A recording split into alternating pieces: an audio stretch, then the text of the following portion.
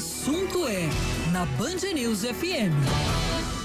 Em Murilo Rocha, hoje chegou cedo. Pois é. Muita notícia. Ou seja, sinal que o trânsito tá bom. A Isabela vai contar daqui a pouquinho. Exatamente, bom dia. Bom dia, Sinine, bom dia, Luciana, bom dia, ouvinte da Band News.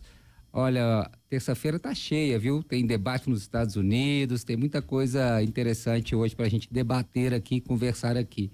A começar pela questão da indicação, né, confirmação da mineira, a deputada estadual Macaé Evaristo, para o cargo de ministra dos Direitos Humanos. Você que nos acompanha aqui, que nos ouve todo dia na Band News, já sabia disso, né? Ontem a gente falou aqui de manhã que a Macaé era a favorita e se confirmou. No início da tarde, ela se reuniu com o Lula e aceitou o convite para ser a nova ministra dos Direitos Humanos, substituindo o Silvio Almeida, acusado aí de assédio sexual, inclusive contra a ministra Aniele Franco. Agora, vocês lembram, Sinine e Luciana, que eu comentei que eu até encontrei ela num samba, num domingo, o pessoal já recebeu ela por ministra. Fiquei sabendo os bastidores, né? Na verdade, foram tornados públicos esses bastidores. Diz que ela recebeu o telefonema do Lula neste samba lá. Ela foi pra rua, saiu e recebeu lá o convite para ir a Brasília na segunda-feira para conversar sobre a possibilidade de ser ministra dos Direitos Humanos. Foi então no domingo essa conversa com o presidente durante esse samba, e na segunda-feira ela foi a Brasília ontem e aceitou.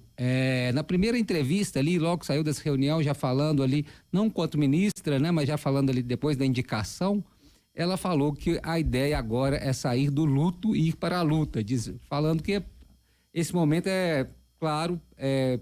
parar de se lamentar pela decepção com o ministro Silvio Almeida e partir para a luta importante em prol dos direitos humanos. Isso não quer dizer que ela falou que ele não tem que ser investigado, e sim aquela questão que a gente falou, que causou uma profunda dor dentro do movimento negro, do movimento antirracista, a situação do Silvio Almeida, as denúncias contra ele. A Macaé respondendo ontem quando ela saiu ali da reunião, ela falou, olha, está na hora de superar esse luto e ir para a luta. Hoje a deputada deve aí se desligar oficialmente da Assembleia, já tem o seu suplente lá, já está indicado, ela deve se despedir. Fato, viu, Murilo? Ela vai sim, estará hoje na Assembleia. Já apurei com a assessora dela, vai estar lá na Assembleia para fazer os trâmites lá para desligar e com certeza também para ser homenageada, né? Para se despedir e ser homenageada pelos seus colegas. Vários políticos mineiros ontem se manifestaram, o prefeito de Belo Horizonte, Fuad Noman, o procurador do estado, Jarbas Soares, várias outras autoridades se manifestaram ontem, vários políticos, principalmente o pessoal ligado aí ao PT, né? Comemorando muito a indicação da Macaé Evaristo. Macaé é um nome histórico aqui ligado à educação aqui em Minas Gerais, né? Como a gente disse, ela formou aqui em Minas, sempre ligada ao movimento da educação, foi secretária de Educação do Pimentel, da Prefeitura de Belo Horizonte, na época do Márcio Lacerda. Depois foi secretário de Estado do Pimentel, aí sim, enquanto ele foi governador. Sempre esteve ligado nessa questão da educação, mas também sempre muito dentro dessa questão do movimento negro, dessa questão, dessa luta antirracista, né, da importância desse combate a esse racismo estrutural, dessa questão identitária. A Macaé também muito reconhecida nesse movimento. Por isso, tão celebrada. Claro que no momento que ela é alçada a um cargo desse, também vira vitrine, né? Já foram recuperados aí os processos que ela sofreu quando foi secretária municipal de educação, por uma denúncia, né? De uma compra superfaturada de uniformes, de kit de uniformes, e essa denúncia se repetiu quando ela foi secretária estadual. No caso, quando ela era secretária estadual, esse processo já foi encerrado, foi feito um acordo com o Ministério Público. No caso da Secretaria Municipal, acho que ainda corre essa ação. Ela já falou sobre isso ontem também, logicamente já foi questionada pela imprensa, falou que ela não tem nada a ver com isso, que não houve esse problema, que a licitação nem era feita pela pasta da educação, né? Pertencia a outra pasta, outra secretaria que fazia a licitação, e que ela não tem nenhum envolvimento com isso. Ela já deu a sua explicação ontem, mas essa ação, enquanto era secretária estadual, já foi encerrada. Essa outra parece que ainda tramita, quando era secretária municipal, mas ela já falou, já foi interpelada sobre isso e já falou. Isso é normal, né, gente? Como eu disse, quando você é projetado a um cargo desse, provavelmente o governo Lula já sabia também, você é questionado ali, as pessoas fazem aquela varredura na sua vida, né? Dentro do governo faz essa varredura e a imprensa também é nossa função também, logicamente, buscar aí, né, a vida pública dessa pessoa que está sendo alçada a um cargo tão importante e num momento tão crítico, né? E a Macaé, eu estava vendo nossas manchetes aí, a nossa análise dos nossos comentaristas é essa, ele vem num momento importante, né?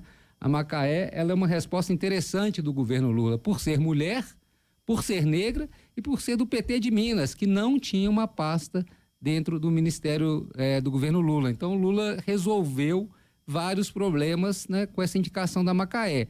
Agora, a Luciana até alertou ainda sobre isso ontem, ainda há outras questões que ainda incomodam o governo Lula. Ela sabia dessa denúncia? O presidente sabia? Sabia desde quando o governo? Né? Dizem que não há caso de assédio neste ano no Ministério, denúncias novas. Essa foi uma versão que soltaram ontem. Então, mas isso tem que ficar mais claro, né? Acho que, assim, foi uma boa resposta à escolha da Macaé. A Cruzeirense, viu, gente? Cruzeirense, a Macaé, viu? A Cruzeirense, Macaé, foi uma boa resposta do Lula nesse momento. Prima de Conceição Evaristo. Prima de Conceição Evaristo, olha que interessante. A escritora Conceição Evaristo, a pensadora Conceição Evaristo. Depois a gente vai trazendo detalhes dessa biografia da Macaé, que é bem interessante. Mas ela foi essa resposta boa para o governo Lula. Por um lado, ele resolve um problema, mas ainda ele tem que dar satisfações aí sobre esse fato dessas denúncias serem conhecidas há mais tempo, porque isso não foi investigado, isso não se tomou decisão antes. Essa é uma questão que ainda vai continuar incomodando o governo Lula por um tempo. E sobre a Macaé, nós estamos tentando, logicamente, a gente vai tentar falar com ela, estamos tentando uma entrevista, conversei com o assessor dela agora pela manhã, falou que a vida dela está super corrida desde a decisão, desde aceitar o convite, desde o convite do presidente até ela aceitar, eu imagino, né? Está tendo que tomar essas decisões burocráticas mesmo, e também pessoais, né? Uma mudança para Brasília agora, está encerrando o seu vínculo aqui com a Assembleia temporariamente e vai assumir esse cargo em Brasília. Depois a gente traz detalhes da vida dela, mas ela é de São Gonçalo do Pará, é isso? Aqui em Minas, é prima da Conceição Evaristo, é cruzeirense, como eu disse, muito formada na PUC. Formada na PUC. Mestrado na UFMG, se eu não me engano. Exatamente. Então ela tem um laço muito forte aqui com o Estado. Exatamente. E, como eu disse, as pessoas aqui, autoridades aqui, estão em festa. Não vi o governador Zema comentar, não, mas assim, várias outras pessoas, prefeitos, secretários, políticos, enfim, todo mundo saudando e aplaudindo. E hoje ela vai com certeza na Assembleia também ser reverenciada por seus colegas por esta indicação. Rapidamente, mudando de assunto aqui, saiu uma nova pesquisa Data Tempo, publicada hoje para a Prefeitura de Belo Horizonte. Cenário um pouco parecido com aquele cenário do Datafolha. O que quer dizer isso? Que o Tramonte consolidado na frente, com 29% das intenções de voto, só que aí uma mudança. No Datafolha, o Fuad era o segundo colocado, com 1 ponto percentual à frente do Bruno Engler. Na Data Tempo é justamente o contrário. O Bruno Engler é o segundo, com 1 ponto a mais do que o Fuad. Então, o que quer dizer? A segunda colocação agora está sendo disputada por essas duas figuras, Bruno Engler e Fuad.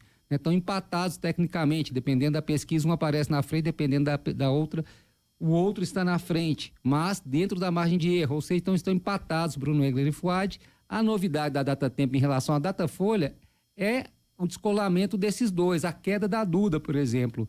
No Datafolha, para baixo, né, Murilo? Não está mais aquele cenário embolado no segundo turno. No Datafolha está com 12, Fuad 14, Engler 13, ela 12. Nesse Data Tempo, não, ela cai. Ela já vai lá para 6, 7%, ela cai. Então, essa é uma diferença que já demonstraria ali que está ficando meio definido quem vai brigar por essa segunda vaga, segundo esse retrato feito pelo Data Tempo, né? Cada instituto tem sua metodologia, tem seu público, mas já vamos desenhando um cenário aí, né? Já vai ficando claro um cenário, já é possível a gente pensar como vai ficar essa disputa. A Datafolha, Murilo, se eu não me engano, eram 4 tecnicamente empatados em segundo turno. E agora, a Datatempo são 2. Só 2 empatados aí em segundo turno. O Fuad e o Engler e Fuad por ordem, em segundo e terceiro colocados. O que me chama a atenção e reforça um comentário que eu fiz semana passada, é isso, o Fuad vai brigar pelos votos úteis aí do PT e da Duda. O que quer dizer isso? Que é o seguinte, na beira do segundo turno, o sujeito vai votar na Duda, o Fuad vai olha, você vai botar o Engler, que é da direita, no segundo turno, ou você prefere votar em mim? Acho que esse vai ser o argumento aí do Fuad para tentar angariar esses votos da esquerda. Do PT e da Duda, caso a Duda não esteja competitiva lá na véspera do 6 de outubro, né? por esse cenário do tempo, ela não estaria competitiva nesse momento.